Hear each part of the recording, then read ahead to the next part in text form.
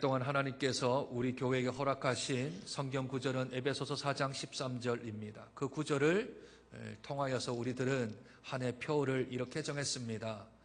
믿는 것과 아는 일에 하나 되는 공동체. 조금 더 풀어 설명하면 하나님의 아들을 믿는 것과 아는 일에 하나 되는 성도, 하나 되는 교회, 하나 되는 공동체. 그 하나됨에 있어서 우리가 제일 먼저 해야 될 부분이 예배입니다. 예배보다 더 우선할 수는 없겠지요. 우리가 어떤 일을 실천하고 어떤 일을 행하는 데 있어서 예배가 믿는 것과 아는 일에 하나 되어져야 합니다. 왜냐하면 예배는 삶의 중심입니다. 예배는 영혼의 생명입니다. 예배는 사람의 본분입니다. 반드시 해야 될 요소 중에 하나가 예배입니다. 따라서 우리가 이 예배에 대하여서 우리 이 한 해 동안 믿는 것과 아는 일에 하나가 되어서 온전히 주님 앞에 영광스러운 예배를 드려지는 저와 여러분 되시기를 주님의 이름으로 축복드립니다. 신약 성경 가운데 예배가 몇 번 정도 나올까요? 신약 성경 가운데 예배라는 단어가 그 검색기로 검색을 해보면 예배라는 단어가 15번 나옵니다. 신약 성경에. 그런데 오늘 우리 읽었던 요한복음 4장 20절부터 24절까지 몇 번 나오는지 아세요? 지금 헤아리기엔 넣습니다. 10번 나와요. 총 15번, 27권의 전체 성경 15번 가운데 오늘 짧은 이 5구절 안에 10번이 나옵니다. 나중에 한번 헤아려 보세요. 뭐 예배하는 자, 예배하는 곳, 예배하는 뭐 이러하며 나오는 게 10번 나온다. 그래서 요한복음 4장 20절부터 24절을 예배 지침서라고 불립니다. 예배 지침서. 이 안에 예배의 뜻, 예배의 내용, 예배의 형식, 예배가 가지고 있는 의미들이 다 이 안에 담겨져 있습니다. 그러니 5절밖에 안 되지만 이것을 잘 헤아려 보면, 잘 묵상하고 있어 보면 우리가 성공하는 예배자로, 참된 예배자로 세워져 있는 여러 가지 요소들이 이 안에 있습니다. 특별히 이것은 예수님이 직접 우리에게 말씀해 주십니다. 예배란 정의를 내리시고, 예배의 요소란, 예배의 내용이란, 예배의 의미란 여러 가지 이야기들을 이 안에서 해주고 계시는 것이지요. 예수님이 제일 먼저 언급한 곳은 예배하는 장소에 관한 이야기입니다. 예배하는 장소. 예배하는 장소가 따로 있나요, 없나요? 예배하는 장소가 우리들에게는 따로 있을까요, 없을까요? 없습니다. 예배당에서만 예배를 드리는 게 아니라 집에서 예배 드리면 가정 예배가 되어질 것이고, 학교에서 예배를 드리면 캠퍼스 예배가 되어질 거고, 우리 조가 모여서 예배를 드리면 조 예배가 될 거고, 구역이 모여서 예배를 드리면 구역 예배가 되겠지요. 그러니 예배는 장소가 없습니다. 이것을 예수님이 어떻게 말씀하시냐면 21절입니다. 예수께서 이르시되 여자여 내 말을 믿으라. 이 산에서도 말고 예루살렘에서도 말고 하십니다. 여기서 말하는 이 산이란 건 사마리아 땅, 그러니까 이스라엘로 따지면 중부 지역에 해당되는 곳인데, 이 지역에 그리심산이라는 곳이 있습니다. 나중에 한번 찾아보세요. 신명기 27장하고 여호수아 8장에 보면 이스라엘 백성이 이제 가나안 땅에 처음 들어갔을 때 6지파씩 나누어서 6지파 한쪽은 그리심산에 올라가고, 그 다음 6지파는 그 에발산이라는 곳에 올라갑니다. 그 밑이 세겜이라는 뜻인데, 6지파 대표들 올라가고, 그리심산은 축복의 산으로, 에발산은 저주의 산으로 선언하며 그 밑에 있었던 세겜이라는 곳에서 언약을 맺습니다. 하나님과. 우리가 하나님의 말씀을 들으면 축복을 받을 것이며, 하나님의 말씀을 듣지 아니하고 행하지 아니하면 저주를 받겠습니다라고 하는 언약을 맺는 곳이 세겜입니다. 그런데 이스라엘 백성들이 이제 바벨론으로 포로 이후에 남쪽에 있었던 예루살렘을 중심으로 했던 남부 지역과 북쪽의 갈릴리 지역에 있었던 그 지역들은 민족을, 순수성을 계속 유지를 했는데, 중부 지역에 있었던 사마리아에 있었던 사람들이 이방 여인들을 막 데려와서 혼잡하게 혼합주의가 되어지고 결혼하는 일들이 생겨버렸습니다. 그러다 보니까 남쪽에 있었던 유다, 북쪽에 있었던 갈릴리, 이 사람들은 서로 교제하고 교통하고 함께 주의 나라를 위해서 힘쓰는데, 중간에 쓰던 사마리아에 있는 사람들은 배척을 하게 되었죠. 그러니 사마리아인들도 제사를 드려야 될 것 아니겠습니까? 그러나 예루살렘으로 가지 못해요. 시온산이 있는 예루살렘 성전으로 가서 제사를 드리지를 못하니까 자기들이 생각할 때 제사 드려야 될 장소가 필요한데 그곳을 구약시대에 그리심산이 축복의 산이니까 그곳에다가 우리가 산당을 짓고 성전을 짓고 예배를 드리자 하고 제사를 드렸던 곳이 그리심산입니다. 지금 예수님은 사마리아 땅에 와 계시고 우물가에서 사마리아 여인과 대화하는 중에 이 산도 아니고 저 산이 뭐라 그러죠? 예루살렘에 있는 시온산도 아니라 장소에 대한 부분들을 끊어버리십니다. 예수 그리스도의 십자가 사건과 부활의 능력으로 인하여서 우리들은 이제 장소를 불문하고 예배 드릴 수가 있습니다. 구약시대는 오직 성전에서만 예배를 드릴 수 있었습니다. 또는 성막에서만 예배를 드릴 수가 있었는데 그게 파괴되었습니다. 두 번째, 시기에 관한 이야기가 나오지요. 그 하반절을 보면 너희가 아버지께 예배할 때가 이르리라 합니다. 예배할 때가 이르리라. 그런데 그때가 언제냐면 23절 아버지께 참되게 예배하는 자들은 영과 진리로 예배할 때가 오나니 곧 이때라. 이제 찾아온다는 겁니다. 지금은 아닙니다. 왜냐하면 지금 예수님이 사마리아 여인과 대화할 때는 아직 십자가 사건도 없고 부활의 사건도 없고 오순절이 있어서 그날 성령의 강림도 없었기 때문에 지금은 그런 예배, 영과 진리로 예배를 드릴 수가 없습니다. 하지만 이제 올 거라는 겁니다. 너희가 짐승을 잡고 피를 흘려서 드리는 제사가 아닌 영과 진리로 드려지는 예배할 때가 온다라는 것이지요. 그러며 하나님께서는 시선을 예배를 드리는 장소도 파괴, 예배 드리는 시간 안식일도 파괴. 너희들은 때와 장소를 가리지 아니하고 예배 드릴 수가 있는데 그런데 하나님이 예배를 찾으시나요? 예배 드리는 자를 찾으시나요?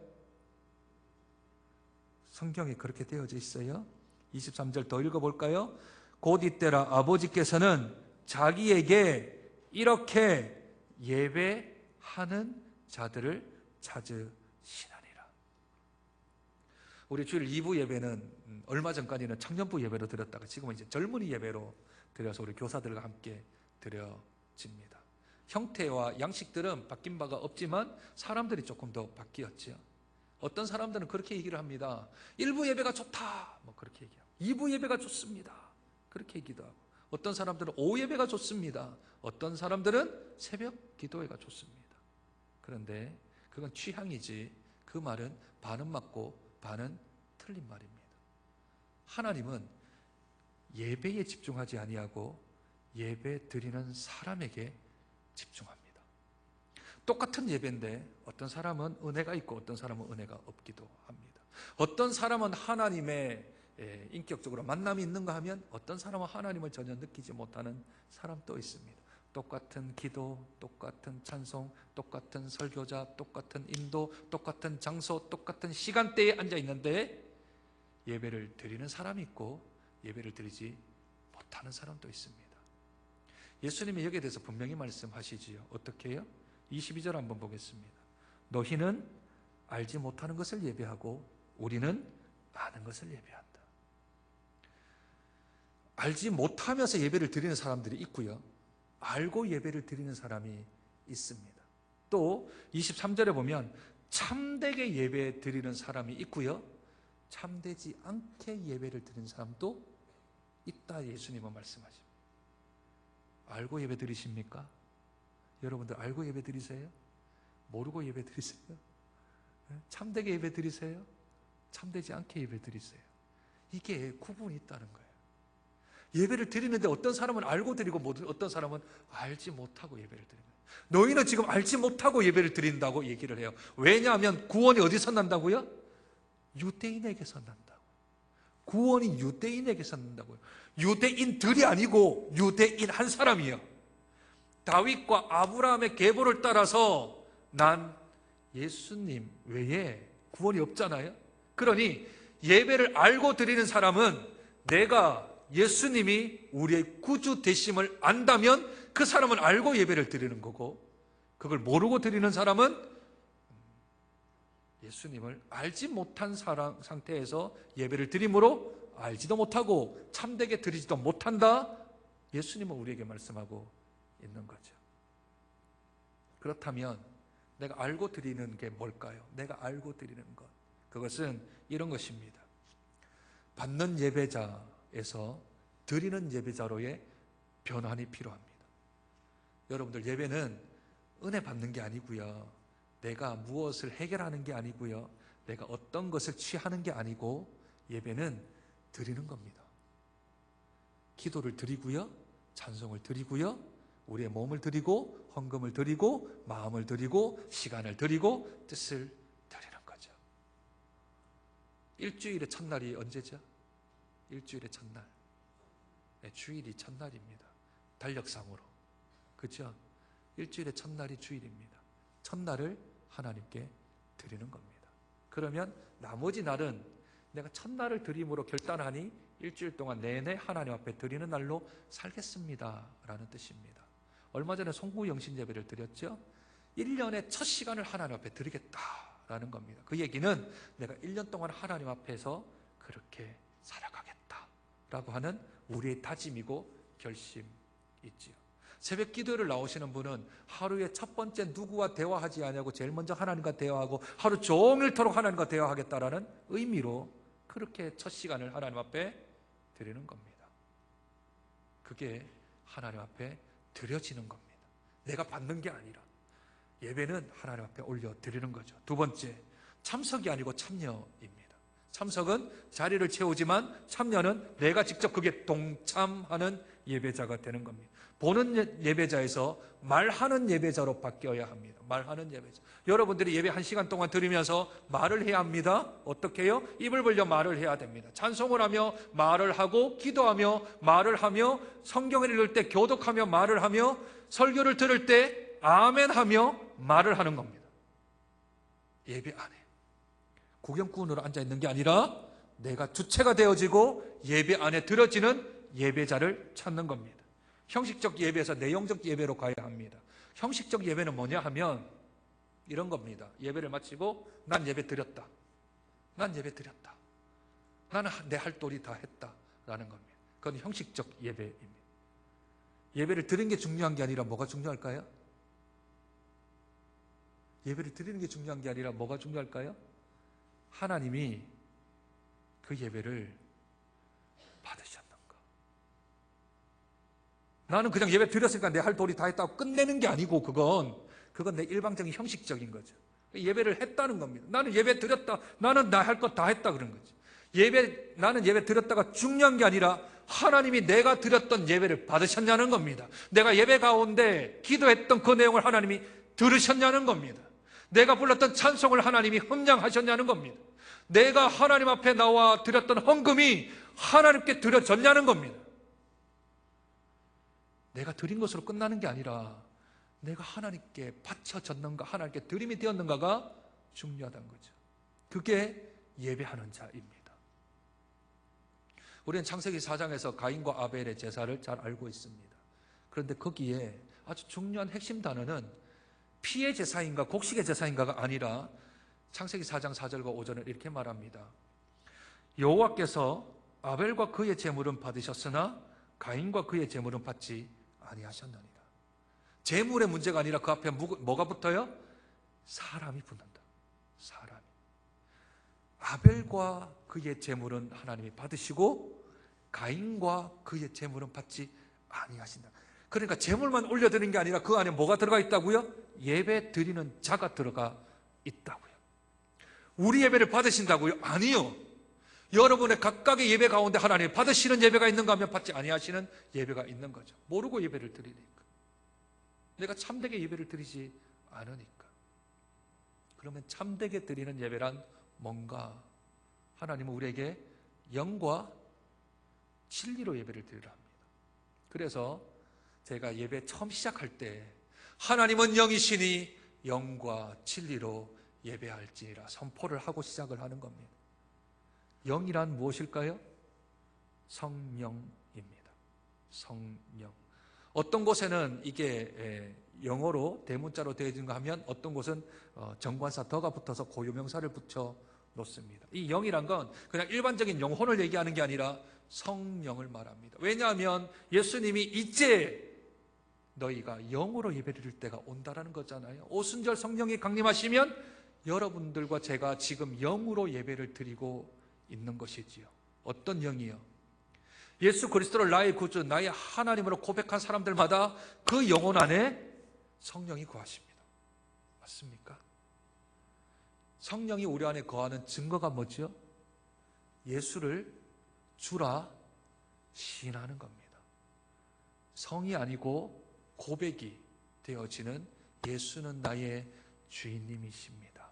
나를 구원하셨습니다. 내 죄를 사하셨습니다 하는 믿음의 고백이 이 안에서 나오는 거죠. 이게 성령이 거하시는 증거이거든요. 그러니 여러분과 제가 영으로서 하나님 앞에 예배를 올려드리는 겁니다. 뿐만 아니라 저와 여러분 안에 있는 이 성령이 마음껏 움직이시면 이 안에 성령의 임재하심이 있게 되어집니다.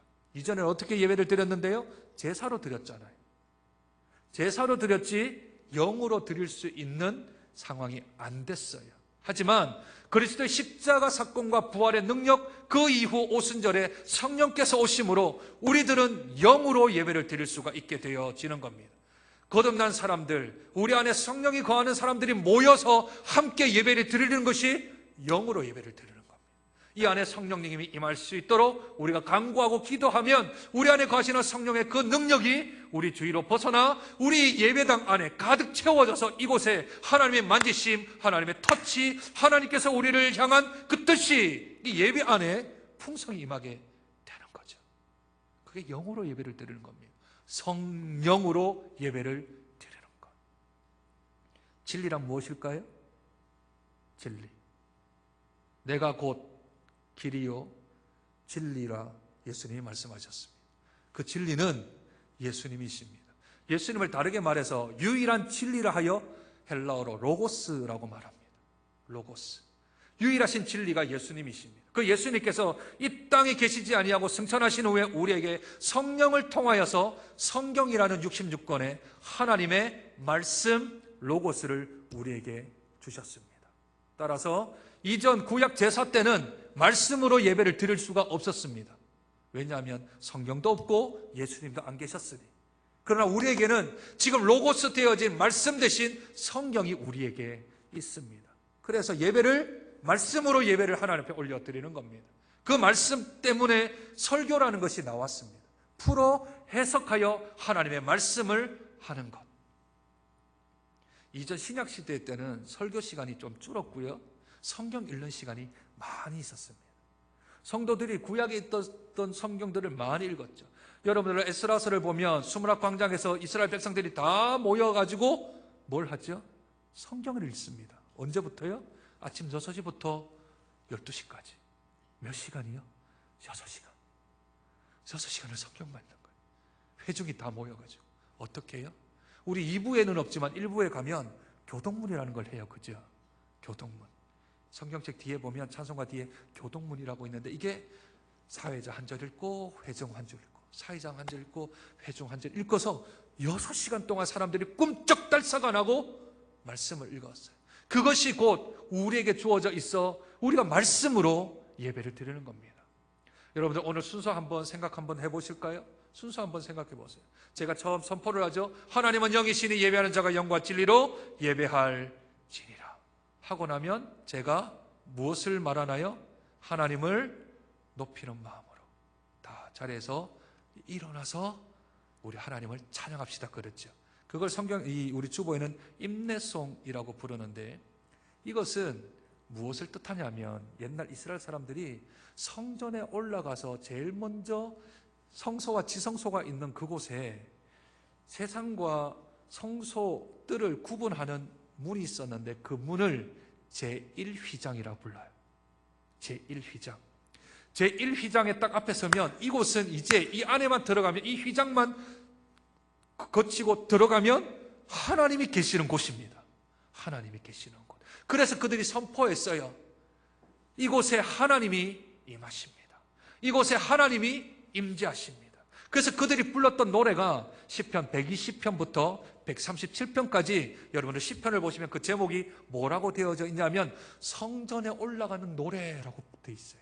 그 성전 앞에 서서 하나님의 이름을 찬송하는 거죠. 하나님을 영화롭게 하는 거죠. 오늘 우리들은 어떻게 불렀나요? 지존하신 주님 앞에 모든 무릎 꿇고 다 경배해. 거룩하신 주님 앞에 엎드려 절하세. 예수는 그리스도, 예수는 우리 하나님이라고 고백하는 거죠. 작년에는 예수 우리 왕이여 이곳에 오셔서 자정하사 우리를 다스려 달라는 하나님이 이곳에 임재한다라는 뜻으로 우리가 그렇게 인내송을 불러요. 왜 일어섰나요? 왜 일어서요?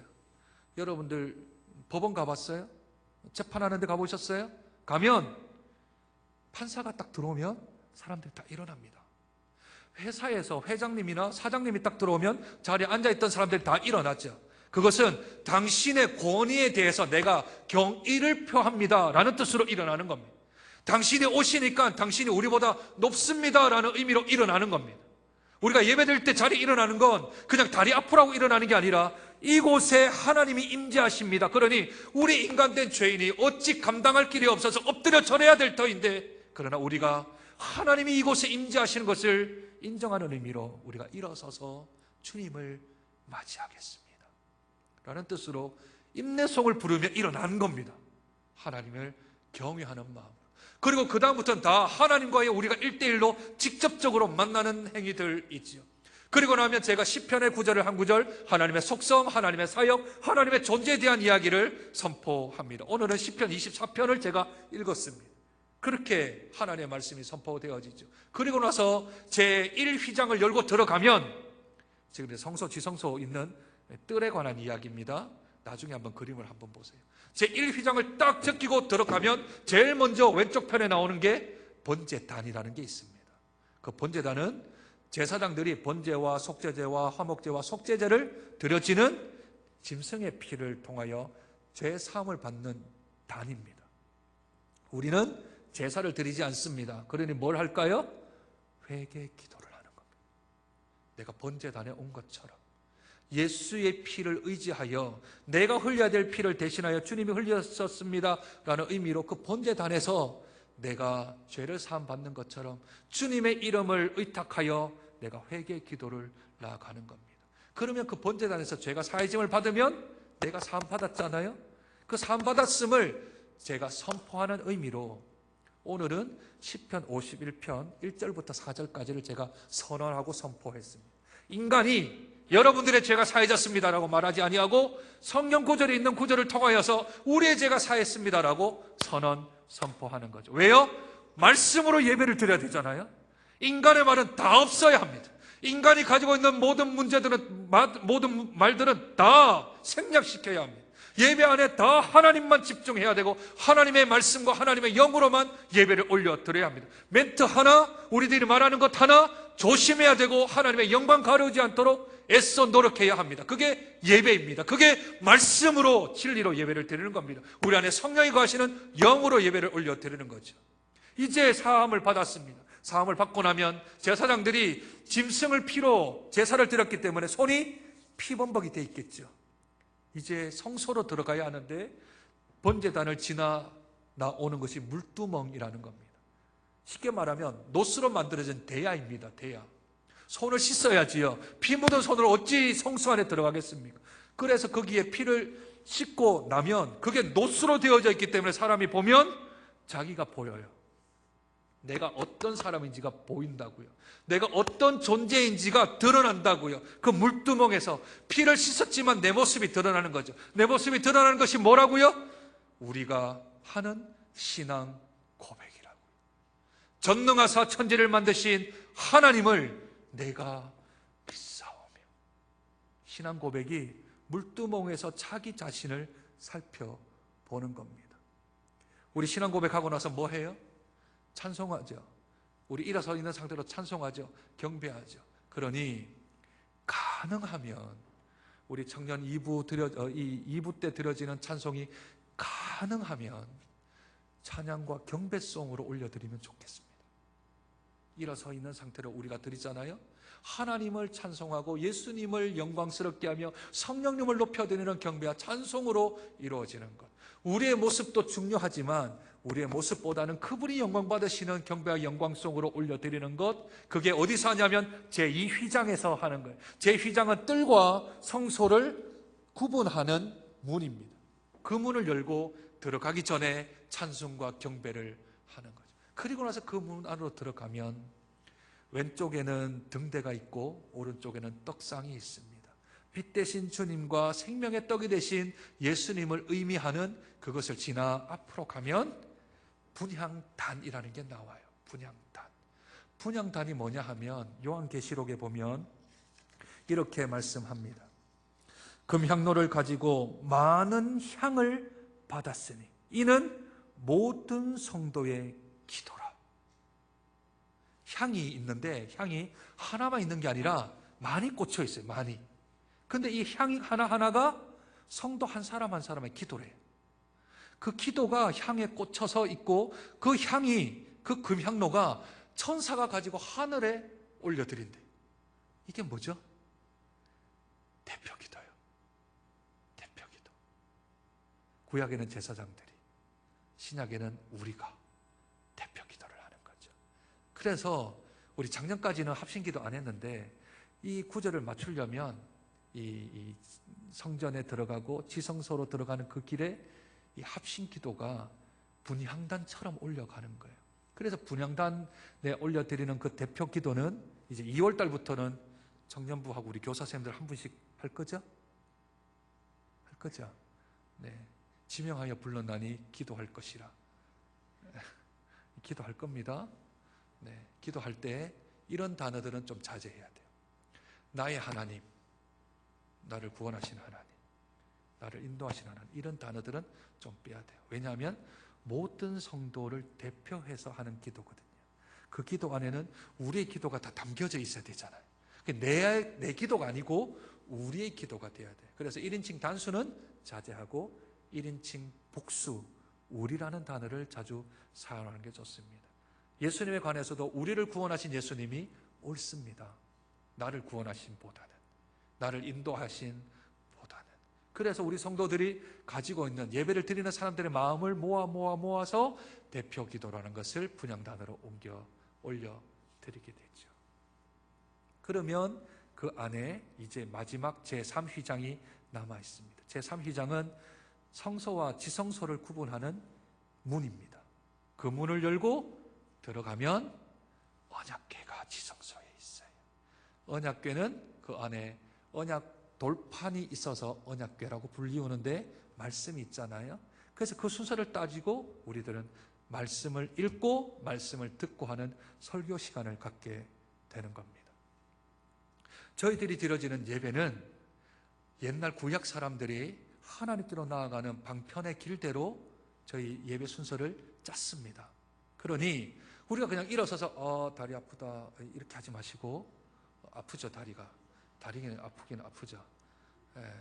다리가 많이 아프긴 아파요. 저는 앞에 1시간 서 있다가 지금 앞에 사회 보고 또 서 있다가 찬양할 때 잠깐 앉으면 좋겠는데 계속 서잖아요. 그러니까 저는 이제 한 2시간째 계속 서 있는 거죠. 종아리가 얼마나 단단해지지 몰라요.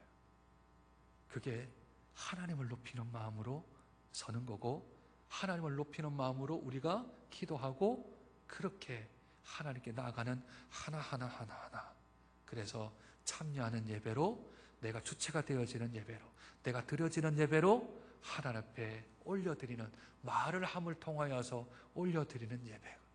하나님이 우리가 드려지는 예배를 보실 때 참되게 예배 드린 자를 찾는다 그랬잖아요. 한 사람 한 사람 이렇게 찾잖아요. 그러니 우리 예배가 하나님께 드린 바 되어진, 바친 바 되어진, 하나님이 받으시는 예배가 되어야 될 줄로 믿습니다. 어떻게 해요? 영과 진리로 내 안에 거하시는 성령님이 가득 채워질 수 있도록, 그래서 주위에 있는 모든 영적인 분위기가 성령으로 충만이 되어질 수 있도록, 그리고 인간의 말은 사라지고 온전히 하나님의 말씀만이 예배 안에 가득 채워질 수 있도록, 가능하면 멘트 줄이고, 가능하면 하나님의 말씀이 선포되고 하나님의 말씀이 읽혀지고 하나님의 말씀을 들을 수 있는 것으로 예배에 대하여 집중하면 우리가 하나님을 아들을 믿는 것과 아는 일에 하나가 되는 그 출발점이 예배가 되어야 될 줄로 믿습니다. 그 예배를 통하여 우리들이 온전한 사람을 이루면 하나님이 우리에게 올려드리면 한없는 은혜로 우리에게 하나님은 반드시 채워주실 것입니다. 우리의 의무는, 우리의 권리는 하나님께 올려드리는 예배로. 그러면 하나님은 우리의 필요를 따라 먼저 그의 나라와 그의 의를 구하고 예배하면, 그러면 이 모든 것을 우리에게 더해 주실 줄로 믿습니다.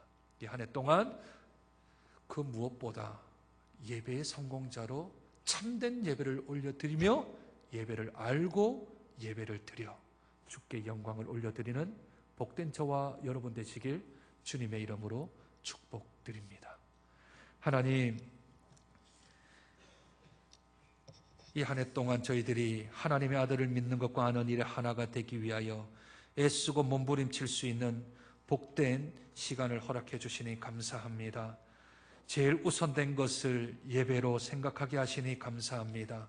예배와 타협할 수 없고 예배를 2차로 미룰 수도 없으며 생명같이 여기고 삶의 중심처럼 여겨지는 예배 가운데 우리가 하나님을 아들을 믿는 것과 아는 일의 첫 번째 적용은 예배 가운데 있게 도와주시옵소서. 영과 진리로 예배를 드려서 성령이 임하는 자들이 함께 모여 예배드리게 하시고 성령의 충만한 예배를 드릴 수 있도록 도와주시고 인간의 말은 온데간데 없이 사라지게 도와주시고 오직 하나님 말씀만이 선포되어지고 들려지고 말씀되어지는 복된 예배가 될 수 있도록 축복하여 주옵소서. 이렇게 참되게 예배 드리는 자를 하나님이 찾고 계시는데 우리 사랑하는 장전의 식구들 가운데 하나님이 찾으시는 참된 예배자들이 여기저기에서 우후죽순으로 세워질 수 있도록 은혜를 더하여 주셔서 하나님 기쁘시게 하고 하나님께 영광을 올려드리는 복된 예배로 저희들이 드려질 수 있도록 은혜 더하여 주시옵소서. 뿐만 아니라 오늘 귀한 예물을 하나님께 올려드리는 손길들 있습니다. 하나님의 것을 구별하여 11조 예물 드립니다. 하나님께서 구별된 축복으로 채워주옵소서. 범사에 감사하여 감사 예물 드립니다. 더 감사가 넘칠 수 있도록 그들의 길을 인도하여 주시옵소서. 작정 예물 드리는 손길 기억하여 주셔서 하나님도 예비된 축복으로 채워주시며 주일 예물 드리는 손길 기억하여 주셔서 그 손으로 만지는 곳마다 생명 살리게 하시고 밟는 곳곳마다 하나님의 나라를 회복할 수 있는 복된 발걸음 되어질 수 있도록 은혜 더하여 주옵소서.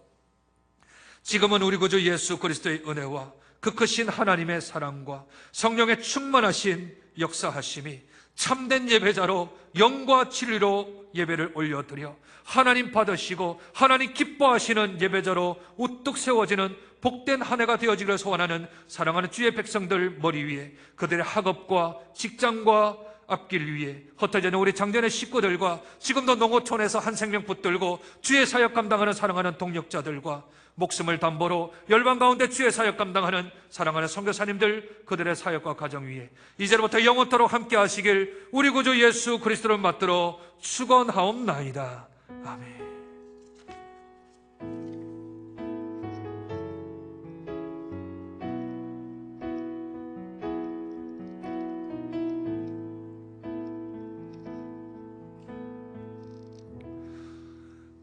우리 광고 3가지만 하겠습니다. 첫 번째는 오늘 오후 예배 재직 헌신 예배 드립니다. 우리 교사분들 중에 우리 재직들은 참석해 주시되